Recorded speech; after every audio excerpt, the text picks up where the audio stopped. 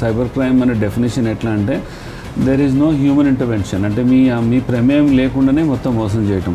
ఏ fraud అయినా ఎవరైనా, నీకు ఎంత పెద్ద బంధువులు ఎంత పెద్ద ఆఫీసర్లు మనుషులు తెలిసినా ఫ్రాడ్ అయిన వెంటనే 1930 కాల్ చేస్తే బ్రహ్మాండంగా ఉంటుంది. కొరియర్ వచ్చింది కాబట్టి మీరు కొంచెం డీటెయిల్స్ ఇవ్వమని అడుగుతారు. ఫస్ట్ ఏం తెలియనట్టుగా డీటెయిల్స్ ఇచ్చిన తర్వాత మేము కొరియర్ని చెక్ చేసాము, కొరియర్లో మీకు డ్రగ్స్ ఉన్నాయి అని చెప్పి డిజిటల్గా వాళ్ళని అరెస్ట్ చేసేసి చేస్తారనమాట. So not necessary that cyber crime police స్టేషన్కి వెళ్ళాలని రూల్ లేదు. నార్మల్ పోలీస్ స్టేషన్లోకి వెళ్ళి సైబర్ వారియర్స్ అని మీరు కంప్లైంట్ ఇవ్వచ్చు. 1930 కేసుతో పాటు మీరు సోషల్ మీడియాలో కూడా మీరు రిపోర్ట్ చేయాలి. సోషల్ మీడియాలో కూడా సెపరేట్ లింక్స్ ఉంటాయి, ఫేస్బుక్ కానీ ట్విట్టర్ కానీ అన్నిటికి కూడా దేర్ ఆర్ సెపరేట్ సెక్షన్స్.